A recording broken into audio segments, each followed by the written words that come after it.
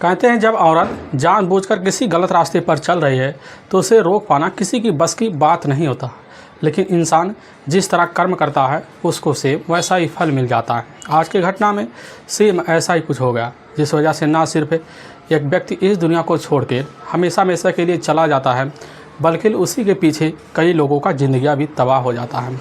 आज की घटना में क्या था, आज की घटना में क्या हुआ, इस घटना की आप पूरी सच्चाई जानने के लिए इस वीडियो को आप लास्ट तक ज़रूर देखिएगा। नमस्कार दोस्तों, मैं प्रदीप कुमार आपको इस स्टडी बात चैनल पे मैं स्वागत करता हूं। दोस्तों आज की यह जो सच्ची घटना है, यह घटना है हरियाणा प्रदेश और उसी का एक ज़िला लगता है करनाल और उसी का एक थाना पड़ता है तारवाड़ी। दरअसल मैं बात कर रहा हूँ 25 नवंबर 2021 का दिन होता है। तो उसी थाने से कुछ दूर पड़ता है नेशनल हाईवे। उसी नेशनल हाईवे के साइड में जो होता है एक गुरुद्वारा पड़ता है। तो गुरुद्वारे पर लगभग दोपहर का वक्त होता है। तब उसी बीच वहाँ के जो व्यक्ति होते हैं वहीं पीछे जाने लगते हैं। वहीं पर खेत होता है, तो उसी खेत में देखते हैं कि वहाँ पर एक व्यक्ति का डेड बॉडी पड़ा हुआ है जो काफ़ी लहूलुहान अवस्था में होता है। तभी जो व्यक्ति देखते हैं ना, उसी समय चीख पड़ते हैं। चीखने की वजह से गुरुद्वारे में जितने भी लोग होते हैं ना, उसी घटना पर पहुंच जाते हैं। वह भी देखते हैं नज़ारा, काफ़ी दंग सा रह जाते हैं। दंग सा रह जाने के बाद इसकी सूचना तुरंत ही वहीं अपने नज़दीकी पुलिस थाने तरवाड़ी में देते हैं। वहाँ के थाना प्रभारी होते हैं मोहन लाल। जैसे खबर पाते हैं अपने टीम को इकट्ठा करते हैं। इकट्ठा करने के बाद उसी गुरुद्वारे पर पहुंचते हैं। देखते हैं कि वहाँ पर काफ़ी ज़्यादा भीड़ लगा हुआ है। उस भीड़ को जो तो हटाते हैं। हटाने के बाद देखते हैं कि उस व्यक्ति ने जिस बात की हमें सूचना दी थी वह बात तो पूरी तरह से सही है। पुलिस उस बॉडी का अच्छे से देखभाल करना शुरू कर देती है और जब देखभाल करना शुरू कर देती है तो अंदाज़ा लग जाता है इस व्यक्ति की उम्र जो है लगभग यही 25 से 30 साल के बीच है। पुलिस उस डेड बॉडी को पलट के देखती है। उसके पीछे काफ़ी गहरे गहरे घाव है। ऐसा लग रहा है किसी व्यक्ति ने जोरदार पत्थर से वार करके इसको मौत के घाट उतार दिया है। पुलिस उस घटनास्थल का पूरी बारीकी से अब मुआयना करना शुरू कर देती है और जब मुआयना करती है तो 100 से लगभग कुछ दूरी पर एक मोटरसाइकिल की चाबी का गुच्छा पड़ा हुआ था, लेकिन कुछ ही दूरी पर एक जो होता है रस्सी पड़ा हुआ था जो ज़्यादातर ऑटो में यूज किया जाता है। पुलिस अब घटनास्थल का बारी बारी निरीक्षण करती है, हर जगह तलाशी करती है और जब तलाशी करती है कुछ ही दूरी पर लगभग 100 मीटर की दूर पर वहीं पर कुछ काफ़ी शराब की खाली बोतलें पड़े हुए थे, कुछ ढक्कने पड़े होते हैं, 2 खाली गिलास भी पड़े होते हैं। पुलिस समझ जाते कि यहाँ पर घटना को अंजाम देने वाले लगभग 2 से 3 लोग ज़रूर मौजूद हुए होंगे। पुलिस वहाँ जितने भी खड़े व्यक्ति होते ना, सबसे उस व्यक्ति का शिनाख्त करवाती है और जब करवाती है तो उस व्यक्ति को लोग पहचानने से भी इनकार कर जाते हैं। इनकार करने के बाद मोहन लाल जो होते हैं तुरंत ही इस चीज़ की सूचना अपने से बड़े अधिकारी को देते हैं। कुछ मिनटों बाद ही बड़े अधिकारी पहुँच जाते हैं। वह भी बॉडी का अच्छे से शिनाख्त करते हैं। शिनाख्त करने के बाद उनको भी अंदाज़ा नहीं लग पाता कि आखिर यह व्यक्ति आया कहाँ और कैसे आया। और पुलिस जो होती है यही जानना चाहती है कि आखिर यह व्यक्ति है कौन। व्यक्ति की पहचान करने के लिए पुलिस के सामने सबसे बड़ा चैलेंज भी बन जाता है। पुलिस इसीलिए तुरंत ही फ़ोटो खींचती है। फ़ोटो खींचने के बाद अपने ही नज़दीकी जितने भी थाने होते हैं, साथ में जिलेवाइज थाने होते हैं, सब में फ़ोटो को सर्कुलेट करवा देती है ताकि जल्द जल्द इस व्यक्ति का शिनाख्त हो सके। पुलिस जब बॉडी का अच्छे से पंचनामा कर लेती है, पंचनामा करने के बाद अपने ही नज़दीकी सरकारी अस्पताल में मोर्चरी में रखवा देती है। अब पुलिस इस केस की जांच पड़ताल करने के लिए तुरंत अपने थाने लौटाती है। थाने लौटाने के बाद पुलिस 2 टीमों का गठन करती है। तभी पुलिस को एक खबरी के द्वारा पता चलता है कि साहब असल में कल शाम के टाइम जो होता है इसी करनाल के ही पास थाना पड़ता है नीलो खेड़ा। उसी थाने में कल एक व्यक्ति आए थे जिनका नाम होता है गुरदीप सिंह। उनका अपना बेटा था अमनदीप सिंह, जो कल शाम को जो होता है घर पर नहीं लौटा और जब ना लौटा तो उनके जो पिता होते हैं गुरदीप पर थाने आए थे अपने बेटे का गुमशुदगी का मुकदमा दर्ज करवाने के लिए। हो सकता है उनका अपना बेटा हो अमनदीप सिंह। और पुलिस जैसी वहाँ की थाने की टीम खबर पाने के बाद तुरंत गुरदीप को इस चीज़ की सूचना भेजवा देते हैं। और गुरदीप जैसी खबर पाते तुरंत ही उसी समय तरवाड़ी थाने में पहुंच जाते हैं। थाने पहुंचने के बाद पुलिस की जो टीम होती है उनको उसी समय कुछ कपड़े दिखा देती है और जैसे गुरदीप कपड़े देखते हैं और कुछ सबूत देखते हैं, देखने के बाद तुरंत उनको विश्वास हो जाता है कि हमारे बेटे का है। उसी समय पुलिस उनको साथ लेती है। साथ लेने के बाद उसी मोर्चरी में ले जाती है और उनको बॉडी दिखाती है और जैसे बॉडी देखते हैं गुरदीप सिंह तो वहीं दहाड़े मार कर चीखना चिल्लाना शुरू कर देते हैं। कहने लग जाते हैं कि साहब या तो हमारा बेटा है अमनदीप सिंह, यह कैसे हो गया। थाना प्रभारी तुरंत ही अब अमनदीप के जो पिता होते हैं गुरदीप कहने लग जाते हैं किस चीज़ के बारे में तो हमें आप ही बता सकते हैं कि आखिर आपके बेटे के साथ ऐसा कौन कर सकता है या कैसे होगा। गुरदीप उसी समय पुलिस के सामने कहने लग जाते कि साहब, हमारा जो बेटा है उचना गांव में एक लैब है, जी लैब, उसी में काम करने के लिए आए दिन जाया करता था। लेकिन कल जो होता है सुबह निकल गया होता है। सुबह निकलने के बाद शाम का टाइम हो जाता था, तो उसी बीच अपने बेटे के पास हम फ़ोन कर देते हैं। तो कहने लग जाते कि बेटा कब आ जाओगे। तो हमारा जो बेटा है अमनदीप कहने लग जाता है पिताजी हम अभी आने वाले, क्या बाज़ार से कुछ सामान लेना है। उसको हम मना कर देते, कहने लग जाते कि नहीं तुम जल्दी आ जाओ, क्योंकि काफ़ी शाम हो गया है। शाम के टाइम कहीं पर शराबी कहीं पर चोच रुक के खड़े होते हैं, तुम्हारे साथ कुछ कर सकते हैं। लेकिन हम फ़ोन काट देते हैं। काटने के बाद कुछ वक्त हो जाता है, लगभग 10 बजे का जब रात का टाइम हो जाता है, तो हमारे बेटा जो होता है घर लौट के नहीं आता है। दोबारा कॉल कर देते, पता लगता है उसका मोबाइल जो होता है स्विच ऑफ बता देता है। उस समय तो हम काफ़ी ज़्यादा परेशान हो जाते हैं। जब 1 घंटा और बीतता है, दोबारा कॉल करते तब भी उसका मोबाइल स्विच ऑफ बताता है। तभी उसकी तलाशी करते हैं, काफ़ी जगह पर तलाशी करते हैं, लेकिन हमारे बेटे का कोई अता पता नहीं चलता है। और इसी वजह से हम पूरी रात परेशान हो जाते हैं। लेकिन जैसे आज दोपहर का टाइम होता है, इसी बीच आपके द्वारा ही हमें इस चीज़ की सूचना मिली।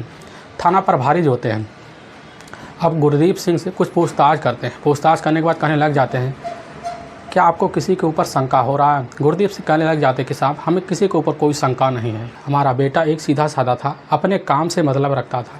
लेकिन हाँ, उसकी पत्नी है रविंदर कौर, जो अक्सर अपने मायके आ जा करते थे, लेकिन उसके बीच कुछ झगड़े तकरार जरूर चल रहे होते हैं। तभी पुलिस सोचने लग जाती, वह ना घटनास्थल पर पहुँची और ना जो है अपने पति का गुमशुदों का मुकदमा दर्ज कराने के लिए कभी थाने पहुँची।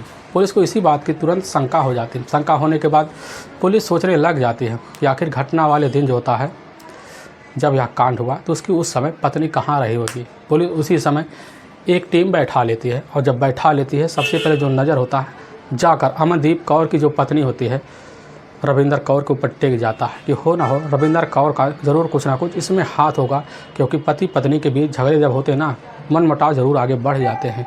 इसी बीच पुलिस की दूसरी टीम वह जाती है। अब गुरदीप के घर पहुंच जाती है। तभी गुरदीप से पूछने लग जाती है कि आखिर आपकी बहू के साथ आपके बेटे का कैसा रिश्ता था। गुरदीप उसी समय कहने लग जाते कि साहब हमने जो आपको ना फ़ोटो दी थी आपके थाने में, मौके पर गुमशुदा जब मुकदमा दर्ज करवाया था, तो कुछ फ़ोटो थे। उन्हीं फ़ोटो में उन्हीं के पीछे एक लड़का खड़ा होता है। वह लड़का कोई और नहीं होता है, वह लड़का अमनदीप का ही एक करीबी दोस्त होता है, सन्नी, जो वहीं इलाके का रहने वाला होता है। असल में सन्नी और रविंदर के बीच कुछ ना कुछ खिचड़ी ज़रूर पक रहा है। इसी बीच थाना प्रभारी को जैसे इतना सा सुराग पता लगता है, सुराग पता लगने के बाद पुलिस की टीम जो होती है दूसरे दिन रात के टाइम जो होता है जाती है। जाने के बाद रविंदर कौर के जो होता है उसके ही मायके से धर दबोरती है और थाने ले आती है। और जब थाने ले आती है तो उसी के सामने जो होता है गुरदीप द्वारा दिया हुआ फ़ोटो उसी के सामने जब रखते हैं, तो रविंदर का जो चेहरा होता है पूरी तरह से उजड़ सा आ जाता है। उसके चेहरे पर काफ़ी ज़्यादा पसीना छूटना शुरू हो जाते हैं। पुलिस तुरंत समझ जाती है कि ज़रूर रविंदर के अंदर कुछ ना कुछ सच्चाई छुपा हुआ है। तभी पुलिस जो थी अपने पास से एक मोबाइल निकाल लेती है। निकालने के बाद रविंदर कौर के सामने रख देती है और स्पीकर ऑन कर देती है।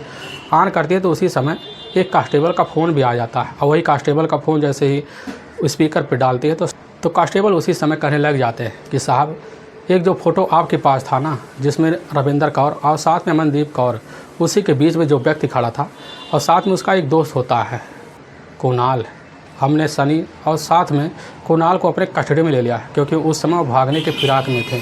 और जैसे स्पीकर के द्वारा बात होती है, रविंदर कौर सुन लेती है ना, सुनने के बाद उसके कलेजे उसी समय थर थर काँपना शुरू हो जाते हैं। पुलिस समझ जाती है कि हो ना हो अब रविंदर और सनी के बीच कुछ ना कुछ ज़रूर बहुत तेज़ खिचड़ी पकी है। पुलिस उसी समय अब अपने इंस्पेक्टर से कह देती है कि एक बार उन दोनों को जल्दी से थाने ले आओ। कुछ ही मिनट बीतते हैं। बीतने के बाद जैसे ही पुलिस अब इधर रविंदर से पूछताछ शुरू कर देती है, तो इसी बीच कांस्टेबल 2 व्यक्तियों को लेकर अंदर प्रवेश कर जाते हैं। दोनों व्यक्तियों के हाथ बंधे हुए होते हैं। दोनों व्यक्तियों को जैसे रविंदर कौर देखती है, देखने के बाद एकदम सन्न सा रह जाती है। और इधर जो था सन्नी जैसे रविंदर कौर को देखता है, देखने के बाद वह भी दोनों तो एकदम सन्न पड़ जाते हैं। पुलिस उन्हीं दोनों को बैठाकर अब वहाँ बारी बारी पूछताछ शुरू कर देती है। और जब पूछताछ शुरू कर देती है तो रविंदर कौर जो होती है पुलिस के सामने एकदम टूट से जाती है। कहने लग जाती है कि साहब हमारा जो पति है ना, हमारी वजह से हमारी दुनिया छोड़ कर तो चला गया, लेकिन हमारा प्रेमी, हमारा साथ देने वाला तो बचा नहीं, तो हम किसके लिए ज़िंदगी जिए। तभी वहीं महिला कांस्टेबल होती है। महिला कांस्टेबल जो होती है अब जाकर रविंदर कौर से एक इत्मीनान के साथ पूरी बात पूछना शुरू कर देते हैं। लेकिन रविंदर कौर पुलिस के सामने जो बात बताती है, इससे सुनने के बाद पुलिस को तो अपने कानों पर कतई विश्वास भी नहीं होता है, लेकिन जो बताती है इससे सुनकर तो हर कोई हैरान भी हो पड़ता है। असल में हरियाणा का एक प्रदेश पड़ता है अम्बाला, वहीं की रहने वाली होती है रविंदर कौर। उसके अपने माता पिता भी होते हैं, उसकी एक बहन भी होती है, एक भाई भी होता है।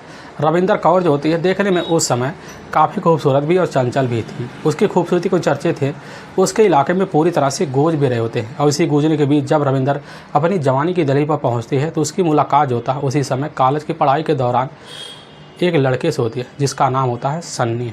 सन्नी से जब मुलाकात करती है तो उसी कॉलेज में उससे प्रेम प्रसंग कर बैठती है। प्रेम प्रसंग के बीच इन दोनों के बीच होते हैं रिश्ते भी बन जाते हैं। अब रिश्ता जब चलने लगता है इसकी सूचना आकर रविंदर के जो पिता होते हैं उनके कानों पे पहुंचता है। उसी समय समझ जाते कि हमारी बेटी आगे और गलत कदम उठा लेगी, इसीलिए और गलत कदम ना उठाए तो अपनी बेटी का रिश्ता हमें जल्द से जल्द तय कर देना चाहिए। तभी रविंदर के जो पिता होते हैं उनको पता चलता है इसी करनाल का ही रहने वाला है अमनदीप कौर, जिसके पिता है गुरदीप कौर। गुरदीप कौर जो होते हैं एक पेशे से बहुत बड़े व्यापारी हैं, उनके पास काफ़ी ज़्यादा पैसे भी खेती भी है।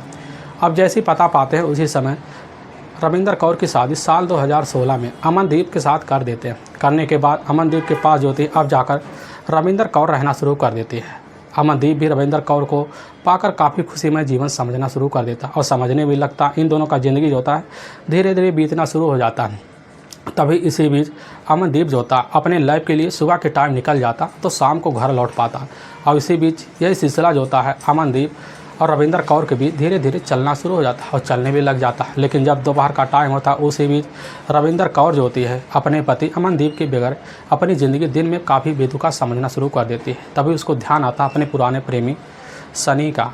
और जब सनी का ध्यान आता है तो अपना मोबाइल निकालती है, उसी में नंबर खोज लेती है और पा जाती है। पाने के बाद उसके जो खुशियों का जो चेहरा होता है पूरी तरह से खिल सा जाता है। खिलने के बाद सनी के पास कॉल करती है। पहले उससे एक बात पूछ लेती है कि आखिर तुमने हमें आज तक फ़ोन क्यों नहीं किया। सनी कहने लग जाता है क्या करें, अपनी ज़िंदगी में इस तरह उलझ गए होते ना कि तुम्हारी याद नहीं आ रही होती है। तभी आप बात सुनकर रविंदर कौर काफ़ी हताश रह जाती, कहने लग जाती कि हमने तुम्हारे बिना ज़िंदगी कैसे न तैसे बिताई, हमसे पूछो। और मीठी मीठी बातें कर जो होता है रविंदर कौर और साथ में सनी फ़ोन पे लग जाते हैं। जब लग जाते हैं तो सिलसिला जो होता है अब रविंदर कौर का सनी के साथ आए दिन चलना शुरू हो जाता है। लेकिन वह वक्त आ जाता है जब अमनदीप अपने ड्यूटी के लिए निकल जाता तो दोपहर के वक्त ज़्यादातर फ़ोन करके जो था सन्नी से बात करती। बात करने के दौरान जो था मौका निकाल कर रविंदर कौर सन्नी से मिलने के लिए उसके बुलाई हुई जगह पर चला जाता और जाने के बाद सन्नी के साथ जो था कहीं होटल कहीं पार्क घूमना शुरू कर देते और रिश्ता भी कायम करना शुरू कर देते। अब सिलसिला जो होता है यही चलना शुरू हो जाता है और चलने भी लग जाता है। तभी इनकी ज़िंदगी का जो होता है रविंदर कौर और साथ में अमनदीप की ज़िंदगी का ऐसे बीतते बीतते 5 साल बीत जाता है। इसी बीच इनके 2 बच्चे भी हो जाते हैं और बच्चे हो जाते हैं तो अमनदीप को लगने लगता है कि हमारी पारिवारिक जो खर्चा है यह बढ़ने वाला है, इसीलिए अपनी कंपनी में ज़्यादातर ओवर टाइम का समय देना शुरू कर देने लगता है। तो इसी बीच रविंदर कौर को भी मौका मिल जाता है, ज़्यादा समय मिल जाता है सनी के साथ रिलेशन में रहने का। और जब समय मिलता है रविंदर कौर को तो मौका निकाल कर सनी के पास पहुंच जाती। अब यह सिलसिला जो होता है बेधड़क इन दोनों का प्यार का जो परवान होता है पति के पीछे चलना शुरू हो जाता है और चलने भी लग जाता है। तभी इसके जो चर्चे होते हैं इसकी चर्चे आस पड़ोस के लोगों को कानों में गूंज जाती है। आखिर में अमनदीप के जाने के बाद जो होती है आए दिन रविंदर कौर कहाँ चली जाती है तभी उनको पता भी चल जाता और इस चीज़ की सूचना कैसे न तैसे जाकर अमनदीप को लग जाता। अमनदीप को जो लगता है तो काफ़ी भन्ना जाता। आकर इसकी बात अपनी पत्नी से कहता है तो उसकी पत्नी जो होती है वह कहने लग जाती है कि हाँ सनी हमारा कॉलेज का दोस्त है, लेकिन उससे आगे हम उसके साथ कुछ ऐसा वैसा नहीं किए हैं। लेकिन अमनदीप को जो होता अपनी पत्नी की बातों पर विश्वास नहीं होता, ना होने की वजह से रविंदर से आए दिन वह जो होता इसी बात को लेकर झगड़े तकरार शुरू कर देता है। और जब झगड़े तकरार तो शुरू कर देता तो इसी बीच अमनदीप जाकर शराब के ठेके पर शाम को शराब पीकर ज़रूर आ जाता और जब आ जाता तो इसी बात को लेकर अपनी पत्नी को काफ़ी बेंदुका पिटाई भी कर देता। और इसी पिटाई की बदौलत जो होता है रविंदर कौर काफ़ी ज़्यादा परेशान हो जाती और जब परेशान इसकी शिकायत जो होता सनी को कर देती। सनी जैसे सुनता उसी समय भन्ना जाता। जब भन्ना जाता और कहने लगता इसका कोई ना कोई तोड़ तुम ही निकालो। तो रविंदर कौर कह देती है कि हमारे पास कोई रास्ता नहीं, तुम्हारे पास अगर रास्ता हो तो बताओ। तो जैसे इधर जो होता सनी सुनता, सनी कहने लग जाता है क्यों ना तुम्हारे पति को रास्ते से हटा दें, और जब हटा देंगे ना तो हम जो होता तुम्हारे साथ शादी कर लेंगे और तुम्हारे साथ ज़िंदगी बिताएंगे। और जैसे इस बात को रविंदर सुनती है, सुनने के बाद तुरंत ही सनी का साथ देने के लिए तैयार हो जाती है और वो अच्छे समय का इंतज़ार करते हैं, कब मौका मिले, कब अमनदीप को अपने रास्ते से हटाया जा सके। तभी नवंबर 2021 का महीना होता है। उसी महीने में रविंदर कौर की अपनी बहन होती है जो अम्बाला की रहने वाली होती है। उसकी बहन की जो था मौके पर उसकी बेटी की सगाई होने वाली होती है। उसी सगाई में शामिल होने के लिए रविंदर कौर वहां पहुंच जाती है और जब पहुंच जाती है तो उसी समय अपने प्रेमी जो था सनी को बुलाती है। बुलाने के बाद जो होती है उसके साथ घुल मिलकर जो था एक प्लान बनाती है। उसी प्लान के तहत जो होता है 24 नवंबर 2021 का दिन होता है। वही जैसे ही दोपहर का टाइम होता है तो उसी बीच होती है रविंदर कौर अपने पति जो अमनदीप के पास फ़ोन करती है, कहने लग जाती है कि तुम्हें इसी फंक्शन में शामिल होने के लिए तुम्हारे रिश्तेदार तुम्हें बुला रहे हैं, काफ़ी ज़रूरी है। और सनी जैसे ही रविंदर के द्वारा इस बात को सुनता, सुनने के बाद अपना काम धाम छोड़कर रविंदर कौर के पास पहुंच जाता है। कुछ घंटे टाइम स्पेंड करता है। स्पेंड करने के वक्त जो था उसी बीच सनी वहां आकर पहुंच जाता है। लेकिन जैसे अमनदीप उधर सनी को देखता ना, देखने के बाद अमनदीप तुरंत पहचान लेता कि हमारी पत्नी का प्रेमी है सनी, और उससे जाकर कुछ बातें करता है। जब बातें करने लगता है तो सनी जो होता है रविंदर से माफ़ी मांगना शुरू कर देता है। कहने लग जाता है कि दोस्त, हमसे जो गलती हो गई ना, दोबारा इस गलती को हम दोहराएंगे नहीं, क्योंकि हमारी जो थी शादी ऑलरेडी हो चुकी है। अपनी ज़िंदगी में हम बिता रहे हैं, तुम्हारे भी 2 बच्चे, हमारे भी 2 बच्चे हैं। और जैसे यह बात अमनदीप सुनता, कहने लग जाता कि चलो हमारा खुशियों का जो रास्ता है ना पूरी तरह से अब साफ़ हो गया है। और साफ़ होने के बाद जो होता है सनी उसी समय रविंदर से कह बैठता है चलो हम कहीं बैठकर पार्टी करें। पार्टी करने के बाद जैसे ही अमनदीप सुनता, तुरंत ही अमनदीप और सनी दोनों तैयार हो जाते। तैयार होने के बाद उसी अम्बाला के ही गुरुद्वारे के हाईवे के पास पहुंच जाते और पहुंचते तो वहीं पर काफ़ी ज़्यादा पैग लेकर मौके पर सनी आ जाता। और जब आता उसी के साथ एक अपना दोस्त होता है कुणाल। कुणाल भी उनके साथ होता है। कुणाल जैसे ही अब इधर अमनदीप को देखता, देखने के बाद अमनदीप को साथ बैठा था, वहीं साथ बैठकर तीनों पैग लगाना शुरू कर देते। अमनदीप को सबसे ज़्यादा जो पैग होता है सनी और साथ में कुणाल दोनों मिलकर इतना लगवा देते कि नशे में काफ़ी ज़्यादा बेसुध हो जाता है। और इसी नशे की अवस्था में जो होता अमनदीप जैसे उठता है तो उसके पैर लड़खड़ा पड़ते। लड़खड़ा पड़ने के बाद उसकी जेब से जो होता है चाबी के गुच्छे गिर जाते हैं। गिरने के बाद वह खुद ज़मीन पर लेट जाता है। और इसी लेटे हुए अवस्था में जो होता है सनी उठता है। उठने के बाद अपने ही पास से एक रस्सी निकालता है जो टेम्पो का होता है। उसी रस्सी से जाकर जो होता है अमनदीप का गला वहीं पर जोर से खींच लेता है, जिसकी वजह से अमनदीप का वहीं घटनास्थल पर मौत हो जाता है। फिर वहीं भारी भरकम पत्थर उठाता। पत्थर उठाने के बाद जो होता है कुणाल अमनदीप के सर पर काफ़ी वार करता है, जिस वजह से उसके काफ़ी सारे ब्लड बह जाते हैं। बचे हुआ जीवन जो होता है वह भी चला जाता है। तो इसके बाद कुणाल और साथ में सनी जो होते हैं अपने घर चले आते हैं। इसकी सूचना जो होता है फ़ोन के द्वारा रविंदर कौर को देते हैं। रविंदर कौर जैसी सूचना पाती, खुशी उछल पड़ती, वह समझ जाती कि हमारा जीवन जो होता है ना अब खुशीमय हो जाएगा। लेकिन वाकई में दोस्तों पुलिस के सामने जैसे सच्चाई आती है, सच्चाई आने के बाद पुलिस की जो टीम होती है पूरी जांच के लिए भी लग गई होती है। और लग जाने के बाद कांस्टेबल के द्वारा जो होता है सनी और साथ में कुणाल को बस स्टैंड पे गिरफ्तार करके जब थाने ला गया था, तो जैसे ही थाने में जो होती है रविंदर कौर सनी और साथ में कुणाल को देखते हैं उसके चेहरे को जो रंग होते हैं पूरी तरह से उजड़ गए होते हैं। लेकिन पुलिस के सामने जब वही सच्चाई आती है, आने के बाद पुलिस की टीम बिना देर किए तीनों को वहाँ से लेती है। लेने के बाद वहाँ की कोर्ट में ले जाती है। कोर्ट में ले जाने के बाद इन तीनों पर काफ़ी गंभीर धारा में मुकदमा दर्ज कर दिया जाता है। करने के बाद इन तीनों को वहाँ के ही सलाखों के पीछे पहुँचा भी दिया जाता है। दोस्तों, हमें इस घटना का सुनाने का उद्देश्य किसी को परेशान करना नहीं है और ना ही किसी के दिल को ठेस पहुँचाना है, बल्कि आपको यह बताना है कि आप जहाँ भी रहें आप सावधान और सतर्क जरूर रहें। दोस्तों, अगर आपको यह वीडियो पसंद आ रहा तो इस वीडियो को आप ज़्यादा से ज़्यादा शेयर और सब्सक्राइब जरूर करें, जिससे हम आपके बहुत आभारी रहेंगे। फिर मिलेंगे नेक्स्ट वीडियो लेकर, तब तक के लिए जय हिंद और जय भारत।